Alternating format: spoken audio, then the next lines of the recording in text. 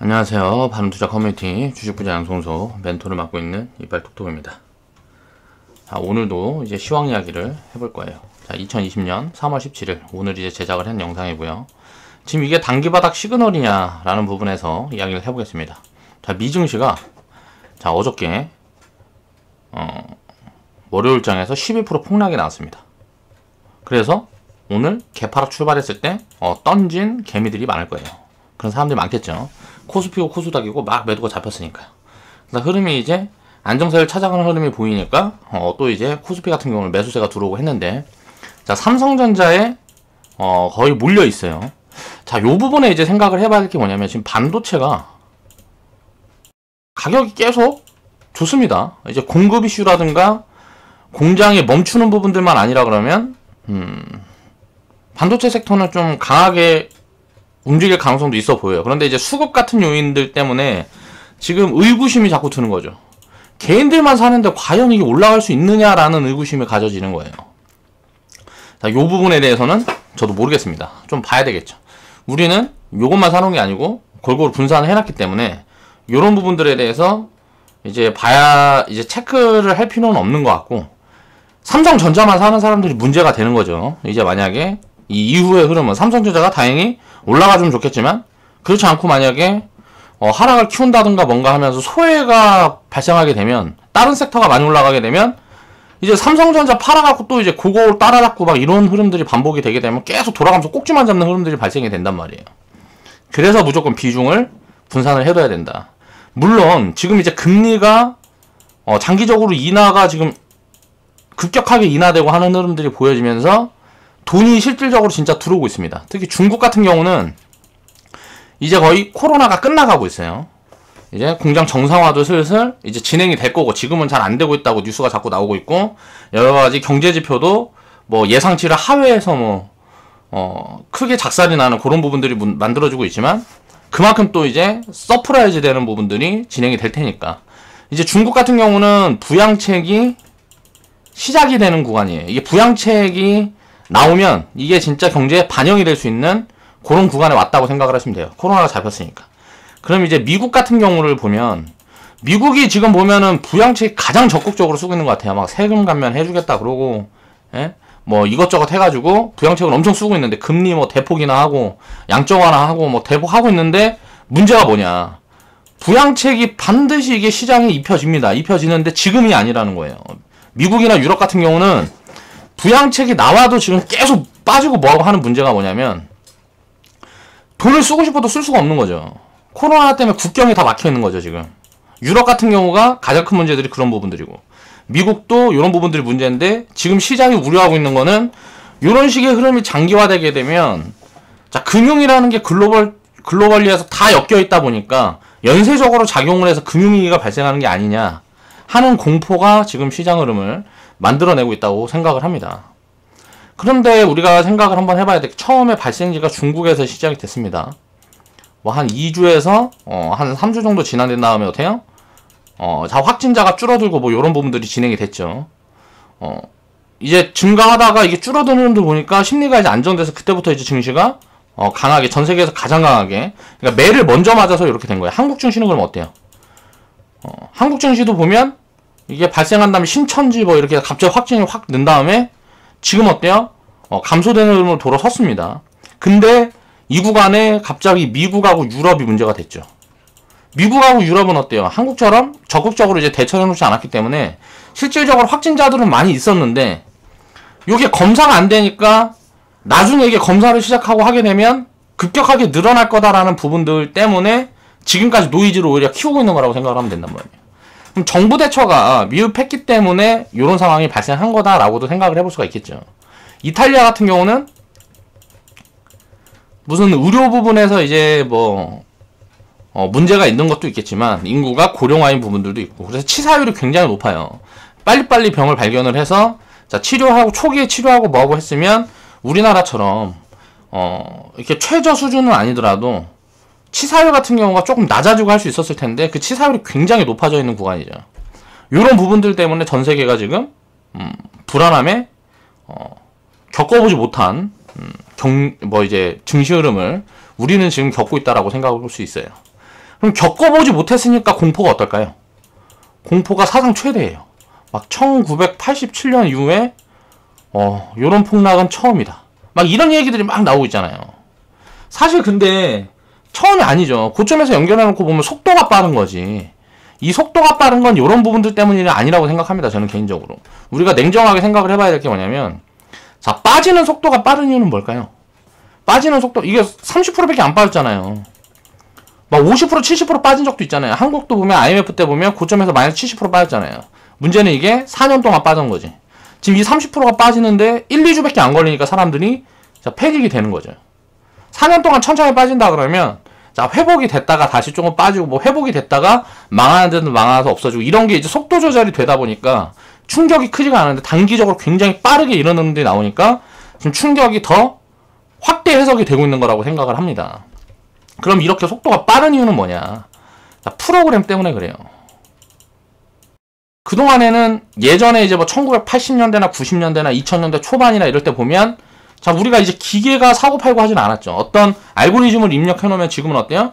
기계가 사고팔고 던지고 하다 보니까 파생시장이 전 세계적으로 굉장히 크게 성장하고 하다 보니까 변동성이 커진 거라고 그냥 그렇게 생각하면 될 것 같습니다. 그래서 그런 부분들 때문에 노이즈가 확대 해석돼서 저는 더 많이 빠졌다고 생각을 해요. 그럼 이러한 흐름들은 언젠가는 이제 안정이 되겠죠. 왜? 공포가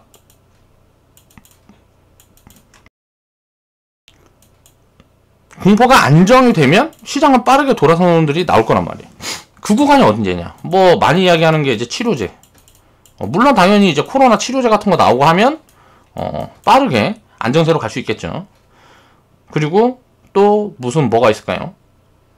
날씨가 따뜻해져서 이제 확진자가 줄어드는 흐름이 미국이고 유럽이고 이런 부분들이 확인이 되고 하면 자, 전 세계 증시가 당연히 이제 빗장 걸어놨던 것들이 있잖아요. 야, 니네 우리나라 오지마. 니네 우리나라 오지마. 뭐 요렇게 했던 것들이 이제 서서히 하나씩 풀리면서 공조 체계가 만들어질 가능성도 있죠. 여기다가 이제 플러스 된 게 이제 뭐 유가 전쟁이 진행이 됐죠. 자, 유가 전쟁이 진행이 된 다음에 러시아가 문제는 40% 폭락했습니다. 저라면 요 부분은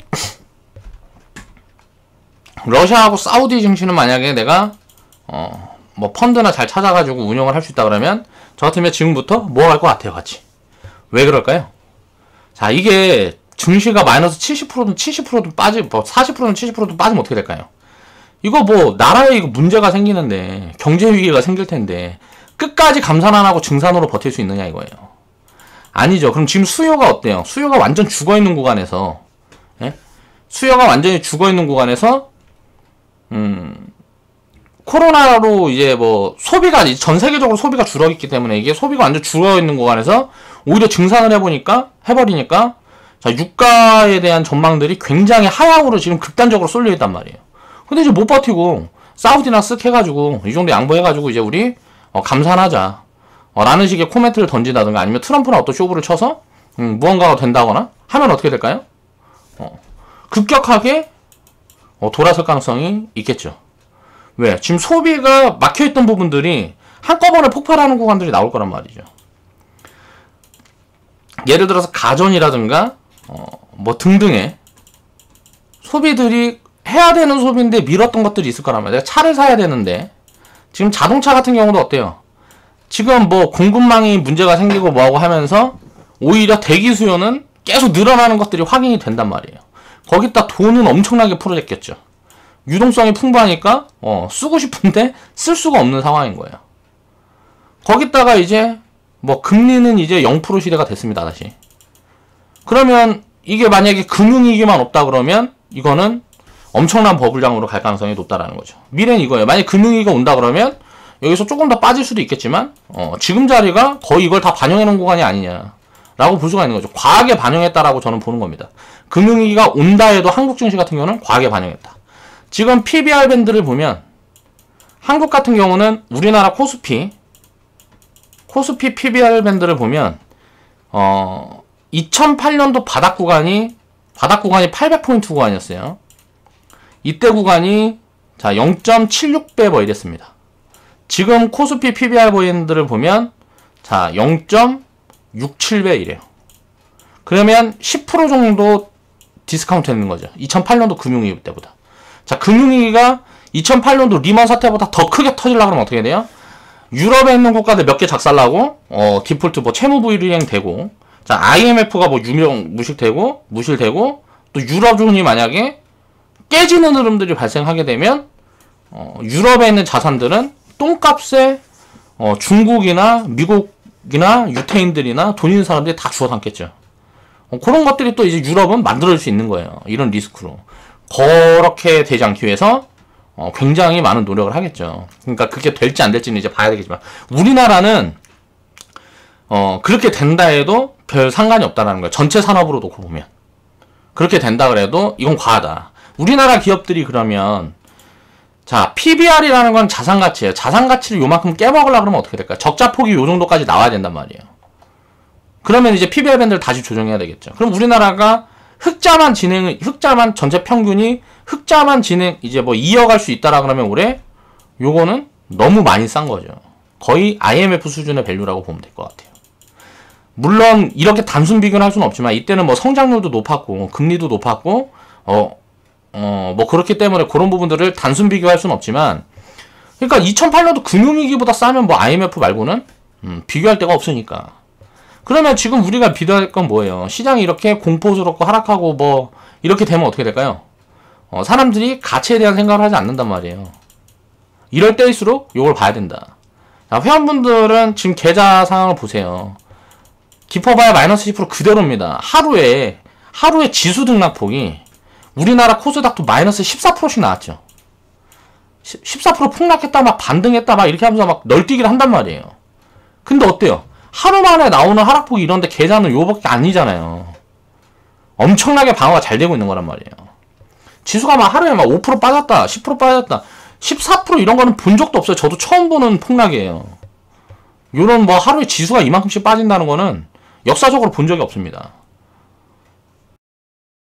9.11 테러 때도 이렇지 않았다고요. 그러면 그 이상의 변동성이 지금 나온다는 거는 어떻게 봐도 기회라는 거예요. 여기서 더 빠지든지 말든지. 여기서 만약에 마이너스 20%, 30%가 더 빠진다고 가정을 해보겠습니다. 지수가. 전 세계적으로. 이렇게 되면 어떻게 될까요?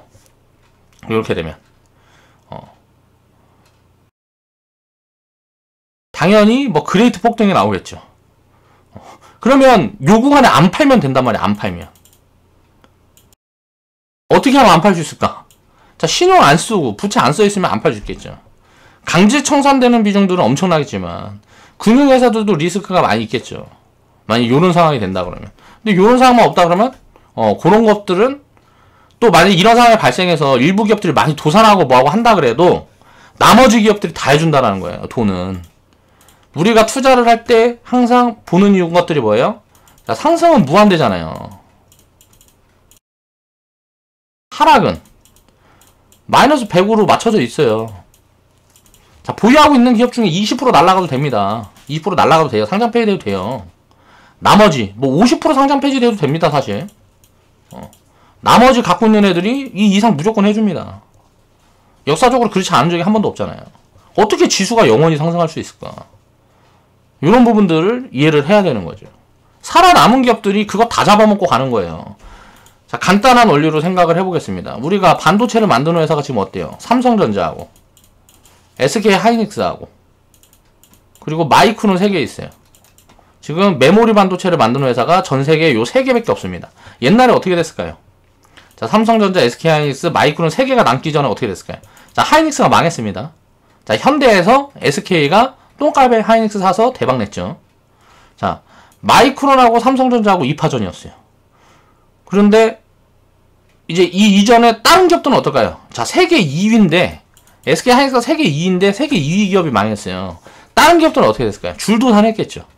그러면 그들이 벌던 게 100이면 그 전에는 10을 벌고 무슨 뭐 5를 벌고 3을 벌고 했다 그러면 나머지 기업들 다 쪼개서 돈을 벌고 있었는데 이 100이 얼마를 줬을까요? 이 10이 50이 되고 이 5가 25가 되고 뭐 30이 되고 자, 이 3이 20이 되고 이렇게 기하급수적으로 성장한 거잖아요.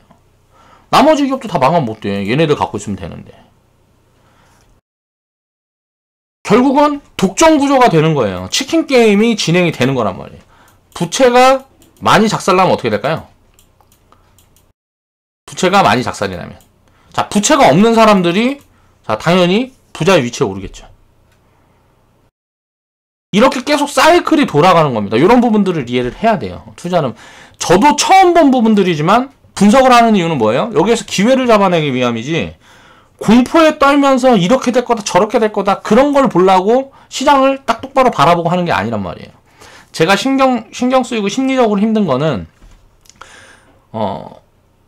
회원분들에 대한 마음이 느껴져서 그래요.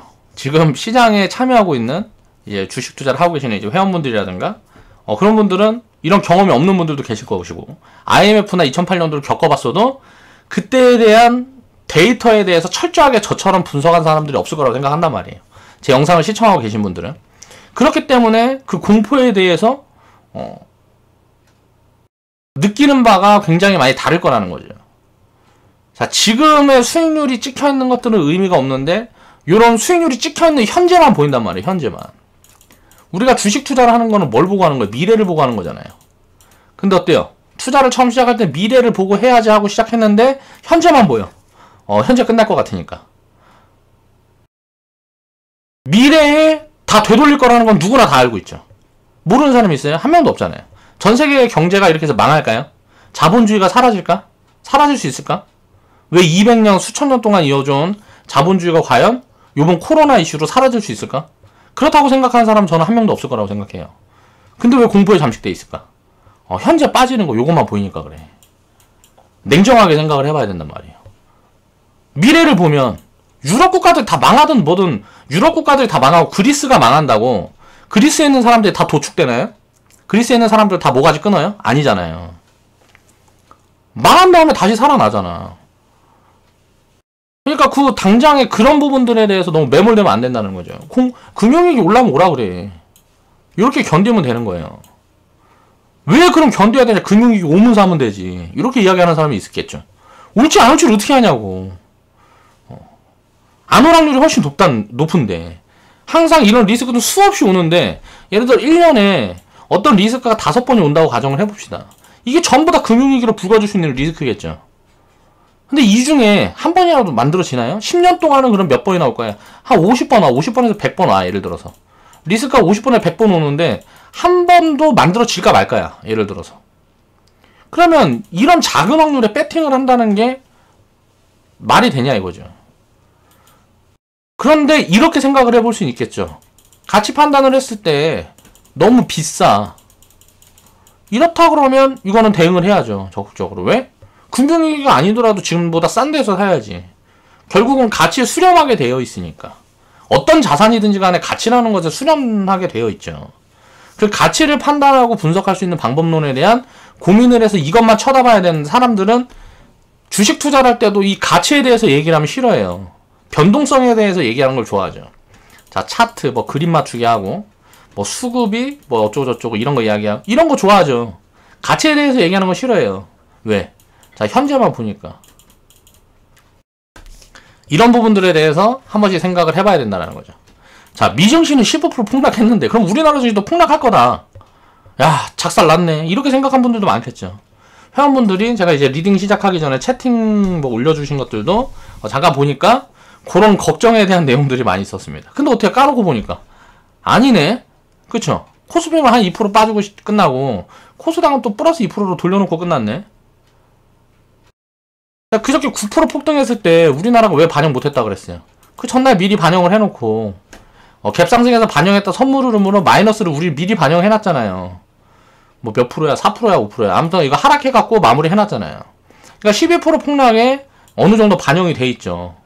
그런데 지금 보니까 뭐 선물지수가 한 3% 정도, 3%에서 4% 정도 상승 흐름 잡히니까 어저께 반영해놨던 거에 자 12%에서 플러스 3, 4% 하면 10%, 8%잖아요. 8%, 9%, 8% 9% 되겠네. 그러니까 어저께 빠졌던 거랑 오늘 코스피 뭐 그거랑 지수 대충 해놓으면 요것보다 플러스 마이너스가 살짝 있겠지만 그건 이제 더 강하고 더 약하고의 흐름이고 이런 것들이 이제 확인이 된다는. 그러니까 굉장히 복잡한 그걸로 이제 된단 말이죠. 증시가 이제 연동되고 하는 부분들은 또 중국 증시랑 연동이 되는 부분들도 있고 미국 증시랑 이런 것들을 어떻게 예측할 수가 있느냐 이거예요. 못한단 말이에요. 이거 예측한 거잖아. 미증시 10%, 12% 폭락하니까 우리나라 증시도 작살났겠다. 그전에는 9% 폭등하니까 우리나라도 폭등하겠다. 폭등도 없었고 폭락도 없었어요. 그쵸? 그래서 아무것도 하지 말라 그러는 거란 말이에요. 이거 예측할 수 없는데 자꾸 이걸 보고 예측을 하려고 그런다고.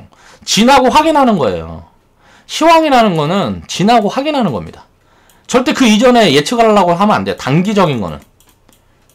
단기적인 시황은 항상 지나고 확인을 하는 거지 예측하는 부분이 아니에요. 이거는 맞출 수가 없습니다. 근데 맞출 수 있다고 착각을 하는 거죠.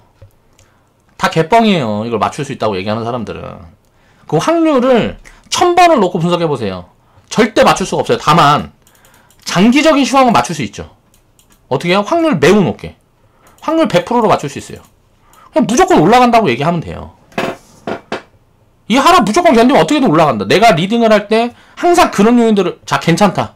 하락이 올 때마다 계속 괜찮고 괜찮다. 어떻게 해도 된다. 막 이런 이야기들 계속 하는 이유가 뭘까요?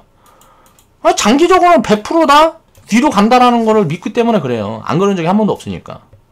단 한 번도 없어요. 수백 년, 수천 년 동안. 하락장이 뭐 수만 번 왔겠죠. 수만 번. 수만 번, 수십만 번 하락장이 있었겠죠.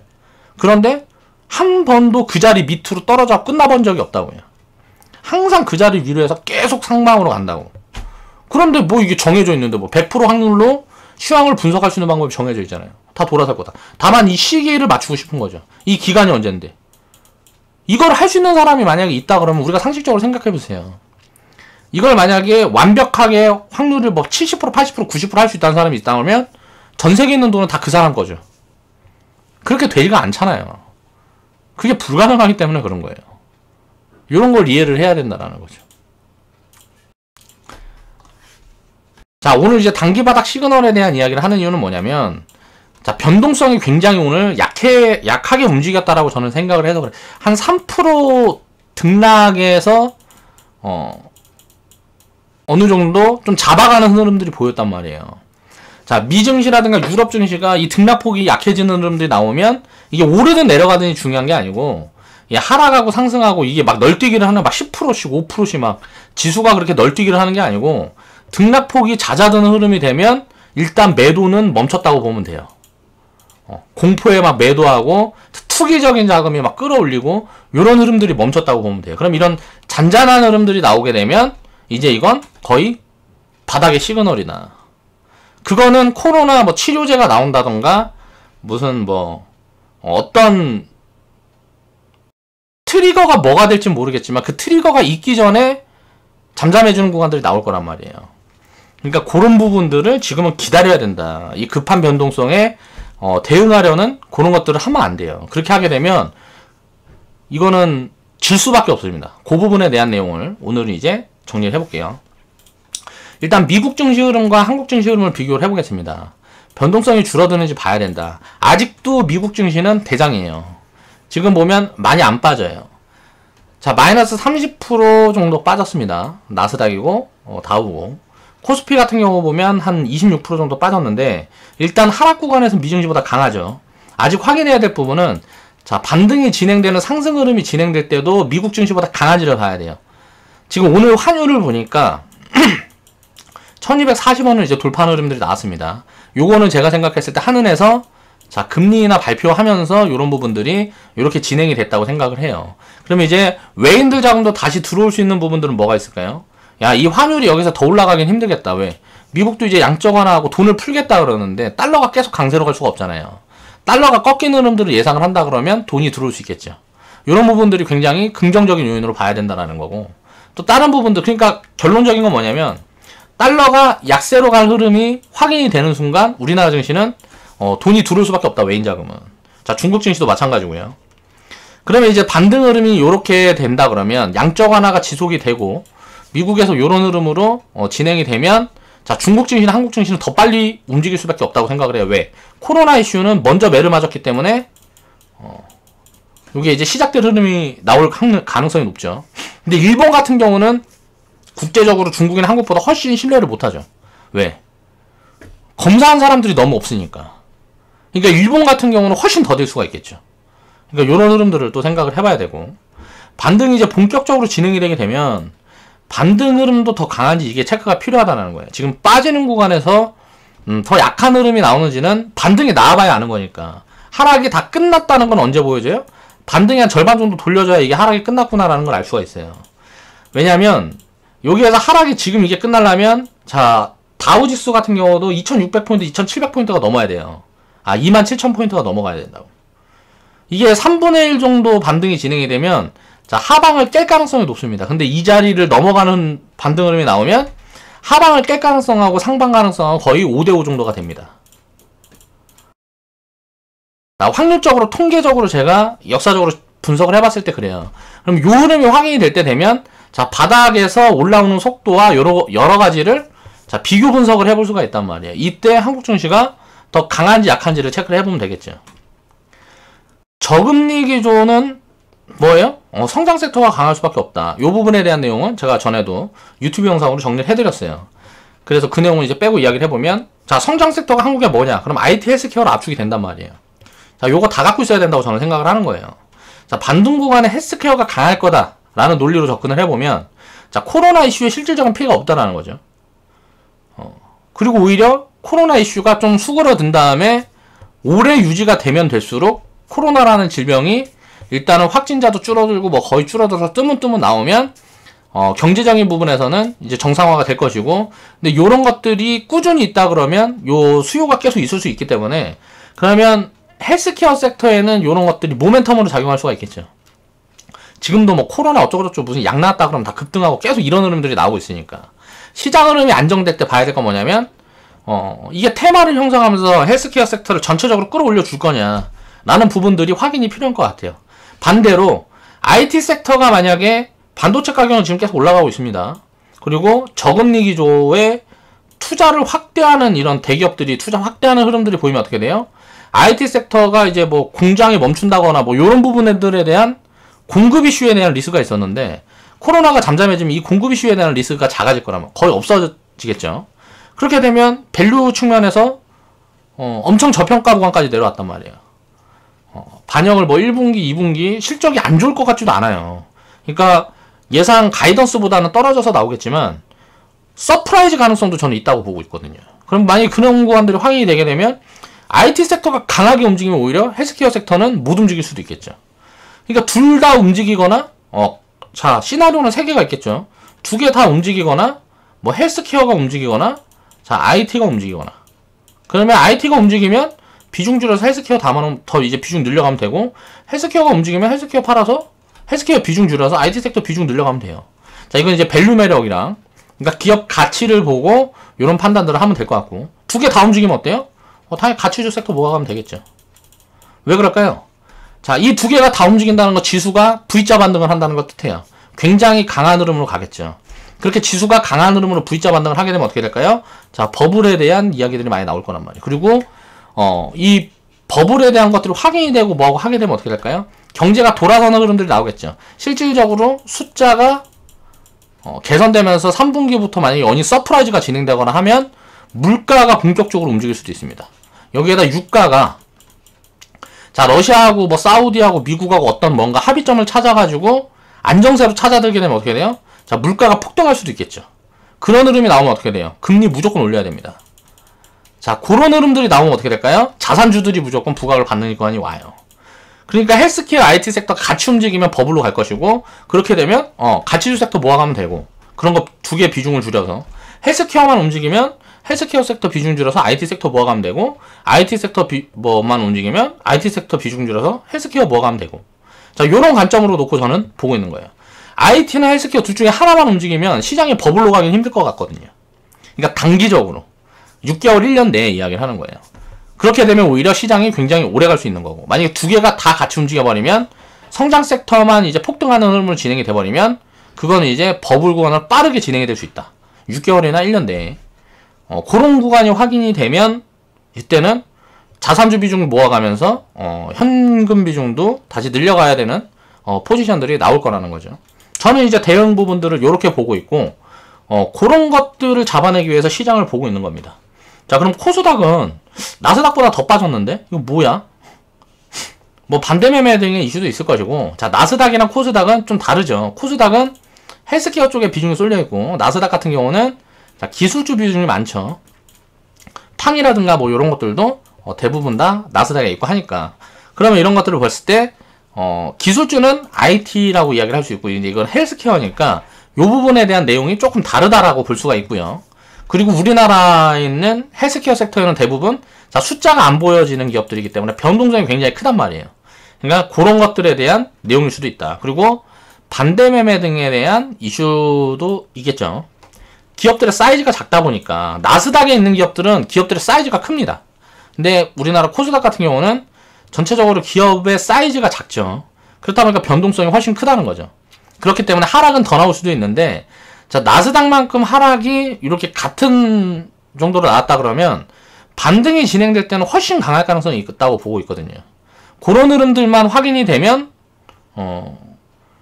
이거는 이제 그러니까 지금 비슷하다는 자체가 굉장히 하락폭이 약하다라고 생각할 수 있다는 거죠. 지금 구간에 이렇게 빠지는 구간 정리를 해보면 뭐 30%씩 뭐 거의 비슷한 구간에 빠졌다 그러면 하락폭이 굉장히 약하다라고 볼 수 있다는 거고. 지금은 이제 가장 힘든 쪽이 유럽이에요. 자, 미국은 이제 3번 말 정도 보면 되고, 1번은 무조건 중국입니다. 그리고 2번은 이제 뭐 한국, 베트남. 제가 봤을 때는 요 정도 될 것 같고요. 근데 미국은 이제 지금부터는 저는 장기간 많이 올라가지 못할 가능성도 굉장히 높다라고 보고 있어요. 그 부분들이 어떻게 진행이 되는지 봐야 될 것 같아요. 그냥 계속 이제 뻗어가기에는 밸류 부담이 있는 구간이고, 지금은 이제 밸류 부담이 없는 구간이지만 여기서 이제 10% 20%만 올라가도 또 밸류가 좀 애매한 구간에 놓여지는 것 같아요. 그러면 계속 10년 넘게 상승장을 진행해오다 이런 급한 하락을 맞으면서 공포가 들어가기 시작했으면 어느 정도 되돌림이 나오면 팔자라는 욕구가 굉장히 강해질 수 있다. 거기다 이제 달러 약세가 진행이 되면 당연히 미국 자산을 팔고 다른 데로 이동하려는 그런 부분들이 많이 보여지겠죠. 그런 것들을 이제 체크를 해봐야 된다는 거고요. 그래서 저는 이제 미국 증시는 지금 접근하는 게 좋지 않다고 생각을 하고, 예를 들어서 내가 펀드를 좀 해외에 섞어주고 싶다 그러면 저는 장기적으로 유럽을 좀 모아가면 좋을 것 같아요. 지금 흐름에서는. 유럽 같은 경우는 지금 왜 리스크가 더 크냐를 보면 쓸 카드가 더 없는 거죠. 미국 같은 경우는 금리 인하도 대폭을 하고 막 양적 완화도 하고 하는데, 유럽은 자, 금리가 낮으니까 더 내릴 수도 없어요. 자, 산업 포트폴리오의 관광업 비중도 높아. 지금 그러니까 뭐 미중 무역 분쟁 때는 어때요? 한국하고 중국이 다이렉트로 맞았으면 지금은 이제 유럽이 다이렉트로 맞고 있는 거죠. 요 코로나에 대한 리스크에 대한 부분에. 그러면 이제 중국이나 만약에 한국이 이제 많이 올라가고 뭐하고 해도 유럽 같은 경우는 못 올라갈 가능성이 높다란 말이에요. 그럼 나중에 자산 분산을 할 때는 유럽 쪽도 좀 장기적으로 모아갈 포지션이 오고 있는 거 아니냐라는 생각도 해볼 수 있다라는 거죠. 자, 글로벌에 대한 이제 코로나 상황을 분석을 해보겠습니다. 자, 제가 아무것도 하지 말아라. 단기적으로 막 샀다 팔았다 잘못하다 이거 엇박자 타버리면 금방 깡통된다 라는 말씀을 많이 드렸어요. 지금 보면 지금 개인 투자자들 사는 것들은 거의 다 신규입니다. 신규 자금이에요. 부동산도 막히고 뭐 여기저기서 지금 보면 역사적으로 폭락하고 뭐 이런 내용들이 나오니까 사람들이 훈련이 됐어. 뭐 들은 게 많은 거죠. 요즘 유튜브에서 뭐 이야기 해주는 사람들도 많고 하다 보니까 인식이 조금 변화가 있는 것 같아요. 존리 대표의 영향인지는 모르겠지만, 자, 이 자금들이 들어오는 거 같고 기존에 있던 투자자들은 지금 다 털려나가고 있습니다. 지금 유튜브만 봐도 알아요. 2018년도 10월달이라든가 뭐 이렇게 폭락이 진행되고 할 때 제가 과거에 이제 영상 올리고 했을 때 보면 악플이 엄청나게 달렸습니다. 근데 지금은 그런 악플들도 거의 없어요. 기존에 이제 투자하고 있던 사람들은 깡통나서 이미 떠나가고 있는 그런 지금 구간인 것 같아요. 반대 매매도 역사적으로 거의 뭐 최대폭으로 나오고 있는데, 뭐 신용은 뭐 많이 줄지도 않고 개인 자금은 계속 들어온단 말이지. 이건 이제 다 신규 자금이라는 거죠. 그럼 이 규모가 얼마냐를 봤을 때 요번 개미는 좀 다를 거다라고 저는 이제 생각하는 게 뭐냐면, 장기적으로 계속 들어올 수 있다라고 생각을 해요. 이 자금이 마르지 않는 자금이라는 거지. 지금 뭐 유동성이 1000조라 그러는데 금리 또 인하하고 뭐하고 했으니까 이게 늘어나겠죠. 거기다 이제 부동산 규제가 막히니까 유동성 더 늘어날 거란 말이에요. 갈 곳이 없어. 돈이 어디로 가겠어요. 그러니까 증시가 이제 지금은 본격적으로 들어오는 건 아니에요. 그냥 입질만 하고 있는 정도의 수급인 거고, 지금 뭐 10조, 20조 산 거는 제가 봤을 때 그냥 입질만 하고 있는 수준이고, 이게 본격적으로 올라가기 시작할 때 요런 유동자금들이 들어와갖고 버블을 만들 가능성이 있어 보인다라는 얘기를 반복적으로 하고 있는 거죠. 그게 진짜 그렇게 되는지는 물론 지나고 봐야 됩니다. 지금은 이제 알 수가 없겠죠. 그렇게까지 계속 살지 아니면 또 부동산으로 돌아갈지 뭐 요런 거는 이제 알 수가 없으니까요. 지금 이제 글로벌 상황을 분석을 보면 미국, 유럽을 보면 코로나 확진자가 이제 본격적으로 증가하고 있죠. 자, 이게 중국에서 먼저 확인이 됐습니다. 자, 확진자가 이제 중국에서 보면 꺾이는 게 확인이 됐죠. 얼마나 걸렸어요? 막 검사하고 시작이 진행된 다음에 2주 정도 걸렸습니다. 한국도 어때요? 막 증가하다가 2주 정도 걸렸어요. 2주에서 한 달. 그쵸? 그러면 미국하고 유럽도 어때요? 지금 이제 막 검사하고 있잖아요. 2주에서 한 달. 지금 이제 한 일주일 지났으니까 다음 주나 다다음 주 되면 요거는 확진자가 줄어드는 흐름도 나올 수 있는 거죠. 기존에 확진자는 엄청 많았었는데 검사를 안 해가지고 그동안 확진자가 안 나온 거지. 지금 확진자가 진짜 늘어나고 있는 부분들이 아닐 거라고 생각을 한단 말이에요, 저는. 그러니까 미국 같은 경우를 생각을 해보면 우리나라 같은 경우에 16만 원이면 되는데 미국은 이게 400만 원인가 300만 원인가 얼마가 들어간대요. 그러니까 사람들이 누가 이거 검사를 하려고 그러겠어. 그냥 병 걸려서 죽고 말지. 400만 원 돈 없어. 이런 사람들 많을 거 아니에요. 뭐 우리 치사율도 낮은데 감기 수준밖에 아닌데 병 걸리면 죽지 뭐. 내가 설마 1%만큼 재수가 없겠어? 우리나라 같은 경우는 지금 0.7%인가 그래서 치사율이. 그러니까 그런 생각하는 사람들도 많겠죠. 우리나라에서 이거 400만 원 주라 그러면 누가 검사 받아요? 나 같으면 코로나 걸렸어도 절대 안 받아요. 그러니까 이런 거죠. 그러니까 이런 부분들 때문에 확진자가 케어가 안 되니까 요게 이제 전파 속도가 빨라지는 거고, 그런 부분들에 미스가 있어서 이제 비상사태 선포하면서 미국에서 했던 얘기가 뭐냐면 미국에서 지금 나오는 얘기가 이제 다 이걸 이제 무료로 이제 진단하겠다라는 이야기들이 나오겠죠. 그러면 검사자 수가 굉장히 빨리 늘어나겠죠. 자, 검사 진행자 수가 먼저 줄어야 돼요. 검사 진행. 우리나라도 보면 어때요? 확진자가 증가하는 폭이 줄어들기 전에 검사 진행 수가 줄어들었으니까 검사 진행 속도가 이제 늘어나는 속도가 줄어들기 시작한단 말이야, 언젠가는. 그럼 그 시점이 언제냐? 그 시점이 이제 미국 증시나 뭐 이런 데들은 글로벌 증시가 본격적으로 반등하는 시기가 진행이 될 수가 있단 말이에요. 그 이전에 만약에 치료제가 나온다 그러면 더 빨라질 수도 있는 거고, 그 시점은 언제인지 알 수가 없기 때문에 지금은 그냥 견디면서 이런 상황들을 봐야 된다는 거죠. 자, 오르던 내리던 지수 변동성이 3% 이내로 줄어드는 흐름이 확인이 되어야 된다. 이건 뭔 말이야? 지금 미증시 보면 막 10% 올랐다가 10% 빠졌다가 막 어저께는 막 12% 작살났단 말이에요. 하루에 지수가 이렇게 움직인다는 건 정상이 아니죠, 누가 봐도. 그렇죠? 올라가든 내려가든 기존 변동성은 어때요? 자, 폭등하면 3%라 그랬단 말이에요, 기존에 지수가. 근데 막 지수가 하루에 막 10%씩 움직인단 말이야. 이건 정상이 아니라는 거죠. 다시 원래 수준의 변동성으로 내려올 때까지 봐야 된다. 요 흐름들이 확인이 되면 거의 바닥에 근접한 구간이 아니냐. 추가 하락이 더 나오더라도 크게 나오지 않을 가능성이 굉장히 높아진다라고 생각을 해볼 수 있다는 거죠. 그러니까 과매도가 거의 다 나왔다. 공포에 질려서 던지는 물량들이 다 나왔다라고 봐도 무방하다라고 보고 있거든요. 그게 이제 한 변동성이 3% 이내로 줄어드는 게 5거래일 정도 연속으로 확인이 되면 아마 바닥에 대한 어떤 시그널로 볼 수도 있지 않냐라는 게 개인적인 생각입니다. 그 다음에는 이제 부양책이 경제에 반영될 수가 없습니다. 지금 미국에서 보면 사람들은 의아할 거예요. 야, 이거 이제 아무것도 먹히지 않는다라고 생각하는 사람들이 있는데 반은 맞고 반은 틀립니다. 금리 인하를 대폭 했어요. 그렇죠? 그리고 어때요? 또 뭘 했어요? 양적 완화 이야기를 했어요. 거기다가 유가 안정책 뭐 비축유 풀어가지고 유가 안정시키 뭐 하고 무슨 뭐 이런 것도 계속 하고 있단 말이에요. 지금 미국에서 여러 가지 정책들이 나오는데 전부 다 이게 나올 때마다 폭락을 한단 말이야. 왜 그러냐? 그러니까 부양책이 아무리 나와도 코로나가 잡히기 전에는 경제에 반영이 될 수가 없는 거죠. 돈을 쓰려면 밖에서 돌아다녀야 되는데 그게 지금 안 되는 상황이다 보니까 이런 부분들이 백약이 무효한 상황이 되는 거예요. 코로나 이슈로 지금 소비가 현재 둔화가 되고 있고 일어나지 않고 있기 때문에 이런 부분에 대한 리스크가 작용을 하고 있다는 거죠. 그러면 부양책 같은 경우는 미국은 좀 저는 이제 개인적인 생각이지만 이건 실책이라고 보고 있는 부분들이 이걸 나눠서 했어야 된다는 거죠. 근데 이제 뭐 트럼프가 맨날 파월 쪼이고 뭐하고 하니까 파월도 다 대응해놓고 작살나면 이제 내 책임 아니다 할 수 있잖아요.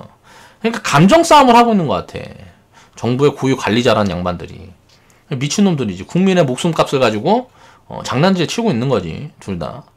그러니까 이런 부분, 그러니까 서로 이런 부분들이 좀 뭐가 돼야 되는데 그게 안 된다는 거죠. 지금 막 트럼프도 갑자기 얼마 전에 코로나 아무것도 아니다. 치사율 보면 감기다. 그냥 감기 갖고 사람들이 지금 미친 짓거리 하고 있다. 이런 식으로 얘기를 했다가 갑자기 어저께는 비상사태 선포하더니 코로나 뭐 8월까지 갈 수 있다 해갖고 공포를 최대치로 끌어내려갖고 뭐 12% 폭락이 나왔단 말이에요, 미증시가. 자, 이런 것들을 그러니까 원래는 한 마이너스 6%? 뭐 9% 왔다 갔다 했을 거예요. 장 시작할 때. 그러다가 마지막에 이제 뭐 한 6%대에서 왔다 갔다 하다가 4% 6%더 폭락이 마지막에 장막판에 나온 게 트럼프가 그런 이야기들 하면서 이제 이런 변동성을 키운 거죠. 그러니까 대단한 사람이지. 전 세계 경제를 갖다가 말 한마디로 작살내버리고 막 요런 게 가능한 지금 위치에 있는데 함부로 말을 하죠. 그렇다 보니까 미국은 지금 그동안에는 계속 장이 좋았으니까 이제 좋은데 지금은 이제 트럼프에 불만을 가진 사람들이 많아질 수 있겠죠. 왜 미국 국민들은 어때요? 주식 투자하는 비중들이 굉장히 높으니까 자, 이렇게 장이 안 좋아지고 뭐하고 하면 불만이 많이 생기겠죠. 아무튼 미국 상황은 그렇다. 유럽 같은 경우는 마찬가지고요. 그러니까 유럽 같은 경우는 자, 밑에 다시 한번 얘기를 해보겠습니다. 중국은 뭐예요 지금? 자, 코로나가 끝나가요. 막 긴급 병동이니 막 지었던 것들 지금 다 문 닫고 있고. 그러니까 이제 환자가 더 이상 없는 거야. 요런 구간까지 지금 들어서고 있단 말이에요. 뭐 이제 환자가 지금 뭐 조금씩 나오긴 하겠지만 막 대규모로 늘어나고 이거는 이제 거의 지나간 구간이다. 그러면 이제 부양책을 쓰고 하면 어때요? 미국 같은 경우는 경제에 반영이 될 수가 없는데 중국은 실제 경제에 반영이 될 수가 있죠. 그래서 양회가 지금 중국이 기존에 원래 이게 몇 월에 하는지 모르겠는데 양회가 뭐 예정 중인데 여기에서 만약에 어떤 시그널이 나올 수가 있어요. 그럼 미국 증시는 모르겠는데 여기에서 대규모 부양책을 쓰고 뭐하고 하면 뭐 테마가 형성이 되든 어쨌든 우리나라에는 반영될 가능성이 굉장히 크다 라고 보면 되겠죠. 우리나라는 보면 사실 우리나라에서 코로나 확진자가 많든지 말든지 별로 연관이 없습니다. 우리나라 기업들은 거의 우리나라에도 돈 벌어들이는 게 별로 되지가 않기 때문에 내수 비중이 얼마 되지도 않기 때문에 그렇게 크게 영향이 있진 않아요 사실. 그렇지만 요거는 빨리 잡혀야죠. 국민들의 건강에 대한 문제니까.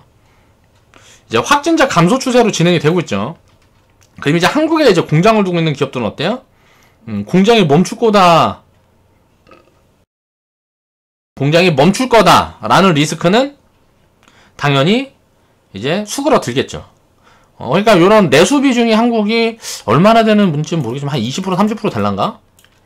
요 부분에 대해서는 이제 악재 반영이 거의 끝나가는 게 아니냐라고 볼 수 있을 거고 제2의 신천지가 나타나지 않는다는 가정하에 자, 신천지라는 요런 종교든 뭐든 있던 단체가 또 만들어지면 요건 문제가 되겠지만 그런 것들만 나타나지 않는다 그러면 기업들의 정상 운영이 가능해질 거고 그렇게 되면 자, 빠르게 턴어라운드 할 수 있다라는 거죠.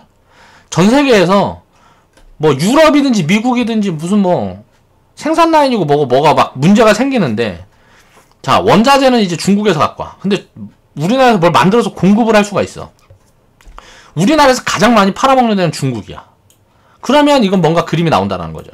이제 미국에서 팔아먹는 부분들은 문제가 생길 수 있지만 중국에서 팔아먹는 부분들은 중국에다가 팔아먹는 부분들은 굉장히 지금 쇼크 수준의 요걸 반영을 해놨는데 턴어라운드가 급격하게 진행이 될 수가 있다는 거죠. 그래서 우리 이제 트리거가 제가 생각했을 때는 자, 우리나라 증시에 일단은 반등, 이게 뭐 바닥일지는 봐야 되겠지만 일단은 반등 트리거가 중국의 이 양회에서 어떤 부양책이 발생이 되면 이게 이제 반등의 어떤 신호탄을 쏴 올려줄 수 있는 그런 내용이 아닐까 하는 부분들에 대한 생각도 있습니다. 지금 이제 체크 포인트를 놓고 보면 기회 요인을 또 생각을 해보면 자, 유럽에서 이제 대규모 리스크 가능성이 있죠. 자, 산업에서 관광 비중이 높은 국가들이 디폴트 상황이 될 수도 있습니다. 지금은 아닌데 그리스 같은 경우나 관광 수입에 의존을 하는 국가들이 동유럽인가? 여기 이제 많이 있죠. 그런 나라들 같은 경우에는 뭐 이거는 장기화돼 버리면 망하는 거죠. 그렇게 되면 망한 자산을 싸는 거는 정말 엄청난 쇼핑이 되겠죠. 굉장히 싸게 살 수 있으니까. 자, 요런 것들이 만약에 리스크로 온다 그러면, 유럽에 대해서도 어떤 뭐 펀드라든가, 좀 생각을 해봐야 되는 구간이 아니냐라는 생각을 하는 거고요. 악재에 사는 거예요, 항상. 자, 코로나 이슈로 국경 봉쇄가 가을까지 만약에 진행이 된다거나, 이렇게 되면 어떻게 될까요? 자, 유로존이 이제 붕괴 가능성이 있겠죠. 뭐 교역이고 뭐 인구 이동이고 그걸 다 풀어놓은 게 유로존인데, 자, 이동을 자유롭게 해서 막 물류 이동이 자유롭고 뭐고 하면서, 자, 경제고 뭐고 부흥을 이루자, 요런 거잖아요. 화폐도 이제 하나로 통합을 해서 뭐 요런 식인데, 이게 지금은 하나도 작동을 하고 있지 않은 거죠. 그러면 디폴트 나고 망하고 했으면 누군가 탓할 사람이 필요하니까, 자, 유로존에 대한 탓을 할 가능성이 높죠. 그렇게 되면 영국처럼 브렉시트 하겠다, 우리 나가겠다, 뭐 요런 식의 뭐 이런 것들이 막 나올 수 있단 말이에요. 특히 이탈리아 같은 데서. 이탈리아에서 뭐 도와달라고 그랬는데 유로존에서 됐어, 니들이 알아서 해, 뭐 이런 식으로 하면, 야, 내가 유로존에 지금 있어봐야 뭐해 하면서 우리 나갈래, 뭐 이렇게 되면 뭐 이제 또 뭐 문제가 될 수 있겠죠. 그렇게 되면 이거는 이제 유럽 관련 펀드를 장기적으로 매집해야 되는 구간이 아니냐. 물론 뭐 이건 이제 바닥이 어디가 될지 모르겠지만, 장기적으로 매집을 하면 언젠가는 굉장히 싸게 자산을 담아놨으니까 좋아지는 구간들이 오겠죠. 자, 이런 기회가 만들어질 수도 있겠다. 이런 게 만약에 진짜 극한의 상황으로 치닫으면 이건 이제 금융위기 오는 거죠. 그렇지만 요거는 지금 저는 한국 증시는 요 부분에 대한 거는 이미 반영이 끝났다고 생각해요. 만약에 미국의 어떤 오일 기업들, 이거 리스크화도 사실 저는 이거는 우리나라에 나는 안 좋다고 생각하지 않아요. 그러니까 오일 기업이 뭐 다 작살나갖고 막 유가가 폭락하고 뭐고 하면 이건 우리나라에 이게 긍정적이지, 이게 소비 촉진도 될 것이고, 글로벌 경제도 그렇고 이게 안 좋은 이슈는 아닌 것 같아요. 단기적으로 금융 리스크는 생길 수 있지만 이것도 이제 단기 리스크일 것 같고, 금융위기가 올 수 있는 가능성은 일단은 지금 가장 크게 보이는 거는 이 두 가지입니다.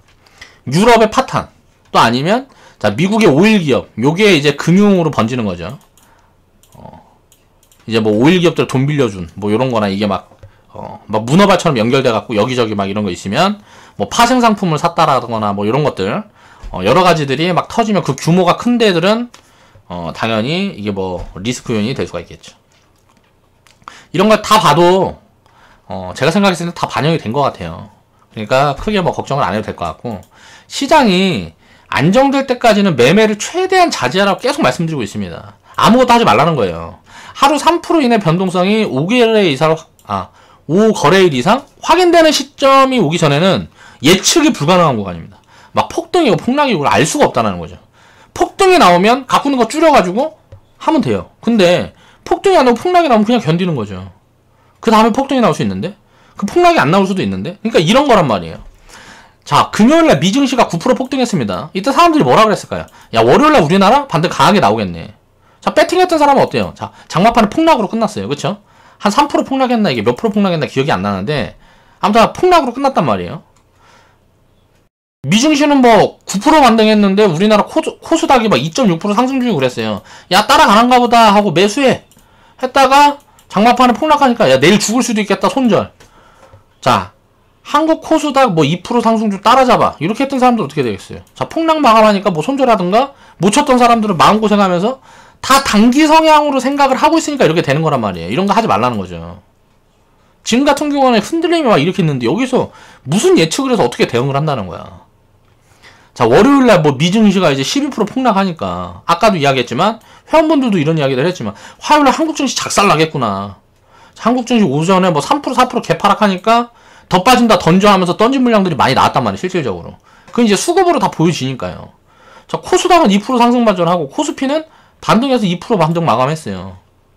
코스피는 마이너스 4% 시작했으니까 코스닥은 마이너스 3% 시작해갖고 자, 5% 상승으로 마감한 거예요. 그럼 어때요?